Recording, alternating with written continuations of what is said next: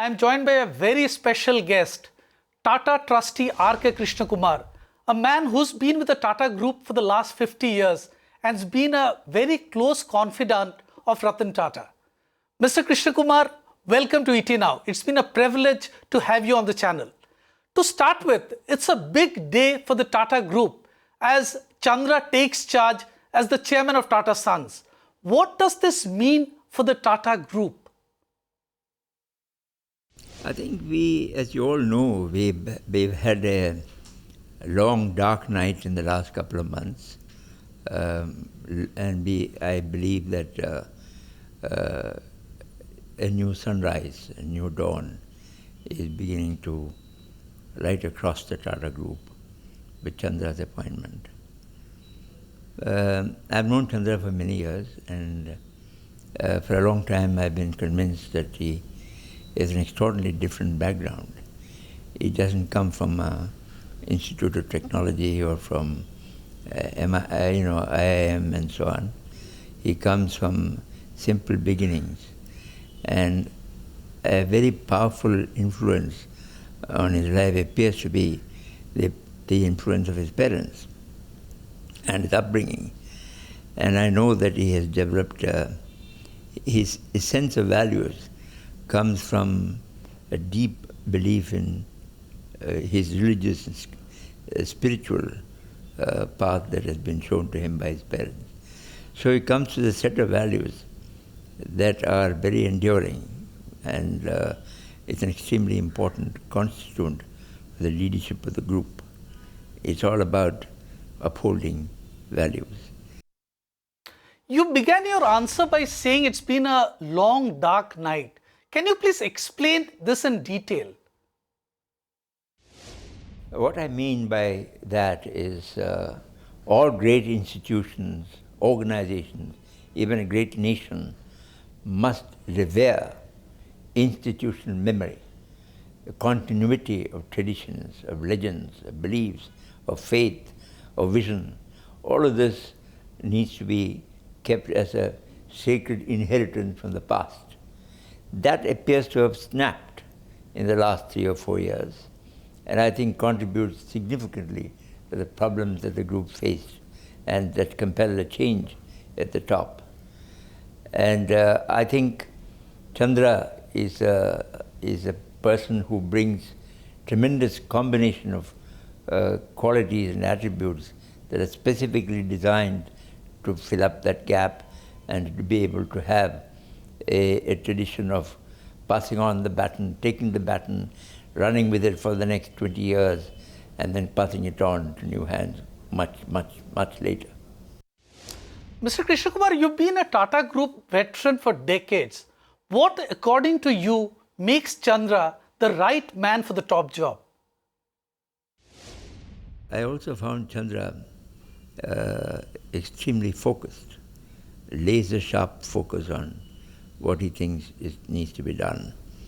And he's a thinker and a doer, a combination that's very strange, very rare these days. So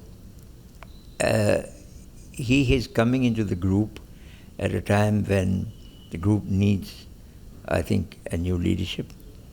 He has built extraordinary relationships across the board, including with people in the Tata Group, outside the Tata Group. And Chandra also brings a global mindset. It is not about somebody who's come from one company alone. His company may be the TCS background, but I think the fact is that he's built a network of relationship across the globe with corporate leaders in different countries of the world. And he has had a fantastic opportunity to look into different industries in the world and understand what makes them tick. What are the areas that are strengths and weaknesses of those companies? And that he brings to the group. He brings to the table a multi-dimensional familiarity with the world of business and enterprise at the global level and at the Indian level. These are very unique characteristics which I think he brings to the table. He also has is a quintessential Tata man. He's been with the group for over 30 years. He has met and interacted with very many people in the group. He has had the benefit of a long-standing association with Mr. Ratan Tata, and that I think is going to stand him in good stead. And whenever you would talk to him, it's clear that he has no personal agenda. It's very important to understand that. He doesn't bring a constituency to which he wants to support in a secret manner or anything. He is just a professional with no personal interest other than selflessness in doing the job of it. I think the Tata chairmanship job is one of the most challenging corporate jobs in the world, and certainly it is in India. And therefore, some of these characteristics of being selfless, of a global mindset, technology familiarity, are all very essential needs for the new leadership in Tatas. How different do you think will be Chandra's leadership style, and more importantly, will his tech background come handy in his new role as Tata Group chairman? The fact that he's a quintessential Tata man also means that he would expect to build a team for himself, drawn from people working within the group and fresh new talent where it is necessary, and blend them into the team that he wants to lead with the group with. The other aspect I think is important to understand is Tata Group is multiple industries, diverse industries. And I think because of the technology position that TCS enjoys, he has interacted with many of the companies, the rank and file of operating companies. So he will bring, in my sense, a new sense of synergy and cohesion within the group that will give it clear directions to move forward. And importantly, I think it's very essential for somebody leading the Tata Group today into the next 20 years to understand where the world is going. And the world is going into a new destination. I believe that we would not recognize the world in another 10, 15 years' time. Very largely impacted by technology, new technologies across the world. And in all of this, on a continuing basis, TCS will remain connected. And his own relationship with TCS will also make available that avenue for knowledge for the Tata group of companies. So I would say that when you put all of this together, it's quite an extraordinary formula for at least the beginning. We know that he's starting off with a very good future ahead of him, and he has got these leadership qualities, he's got the background that we talked about, which I think makes him an ideal candidate to lead the group into the future.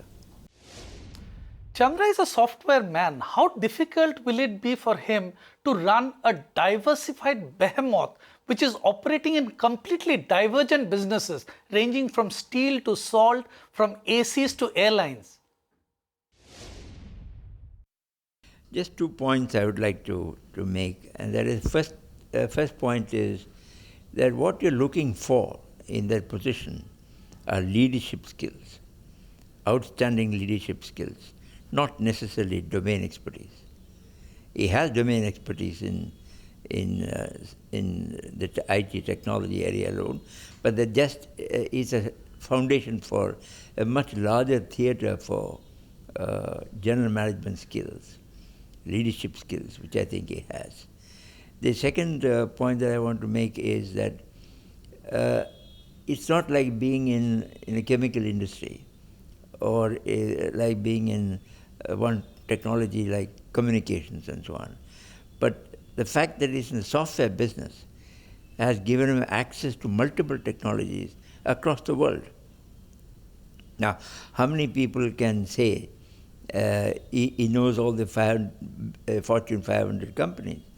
How many people will be able to say that interaction with the CEOs of these companies, rank and file, the people working on their problems and assignments, gives them new insights which can be brought to bear for the advantage of the Tata Group. Having been part of the Tata Group for so long and looking into the future, what do you think are some of the key challenges for the group, and how would you like Chandra to address them? That, I think, is strictly speaking to be left to him, and I'm sure he will handle it. But my own view is that the last couple of years, I have personally seen Tata Group companies moving away from the central focus. It used to be very strongly anchored in the vision of Tata Sons. That has been weakened in the last couple of months. And I believe that he will bring the degree of cohesion and synergy in the group to a significant extent, enough to lead it into the new age. And the big challenge will be to make sure that TCS remains a high performer. It's an extraordinary performance that TCS has recorded in all these last few years. And he would need to make sure that that continues. Second, equally important challenge for him would be to drive the operating companies to greater performance, greater results, so that the imbalance in the revenue stream for Tata Sons is to some extent corrected as we go forward. Each company would have to make a contribution as significant, if not as significant, certainly significant, like in the case of TCS. So getting the Tata operating companies to work together, to focus together, to combine together, to synergize together would be another challenge. The third, of course, is an opportunity. They're all opportunities. Would be to understand what is happening in India and to make sure that in most of the sectors, Tata companies remain dominant leaders, as it has been in the past. And maybe we have lost a little ground in some of those areas. But I think a challenge for him would be to recover the leadership position for Tata companies in the coming months and few years ahead. And the third thing would be a good understanding, a global vision of what's happening to the world and how is it relevant to India and how is it relevant to Tata and how to bring all this together so that you can cross new milestones as you lead the group forward. These are the big challenges that he has. Mr. Krishna Kumar, how crucial will it be that Chandra sticks to the core values of the group and does business the Tata way? How to make sure that the Tata Group follows the vision, the leadership of people like Jamshedji Tata, J.R.D. Tata, Ratan Tata, and so many other leaders of the group. How do we hold course and making sure that we stick to that? It's very high premium on values. And I'm not saying that like very often you hear about it, but I think deep within the house, it's been a sacred covenant, a sacred social contract which the founder established to make sure that our companies operate entirely in sync with the communities in which we operate. Tata is not just about maximizing the shareholder value for a group of shareholders. It is maximizing value for them as well as for the country. So I don't think any other company occupies that kind of strategic position which the House of Tata does. And to keep it online would be one of its challenges.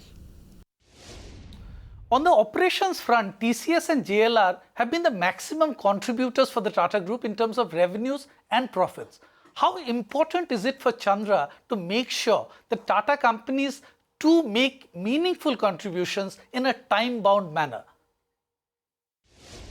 That's exactly what I said a little earlier, that whilst he has to make sure that TCS continues to be as outstandingly successful as it has been, and I think he will do it, He also has to make sure that Tata Steel, Tata Motors, Tata Global Beverages, the Indian Hotels Company, all the 100 companies in the group continue to perform to optimum levels so that they can also contribute to the results of the group.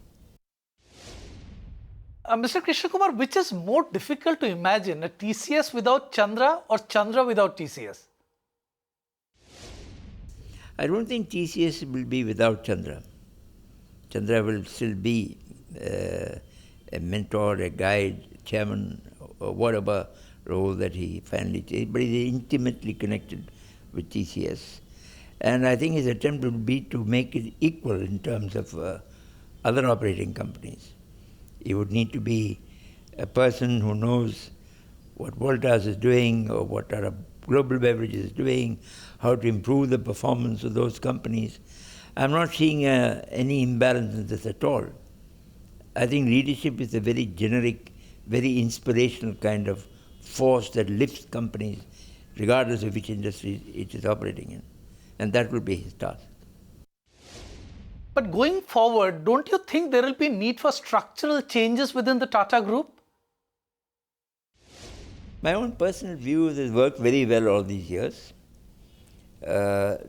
Tata Sons has stood for stability and the endurance of values, which has really helped operating companies immensely. I recall when I was in Tata Global Beverages, in terms of making out foreign acquisitions of beverage companies as part of the strategic plan, large acquisitions, it was the presence of Tatas in the equation that made it so much easier for us to talk to the banks, to financing, to institutions, to the regulators, and to the companies that we were acquiring. It was a passport to the world, quite unlike any other company in India. Finally, Mr. Krishna Kumar, how do you like to conclude? Let me wish Chandra all the very best for an outstanding tenure as chairman of Tata Sons, and also my humble congratulations for a great achievement over the last 30 years plus. There you have it, straight from R.K. Krishna Kumar on why he thinks Chandra is just the right person for the top job. And more importantly, coming after a bitter boardroom battle, why the Tata Group is hoping that Chandra's elevation will come as a dawn after a long dark night. Find us on Facebook at facebook.com/etnow and don't forget to click the like button. You can also follow us on Twitter at etnowlive. To stay updated with all our programming, hit the subscribe button on our YouTube channel by logging on to youtube.com/user/etnow.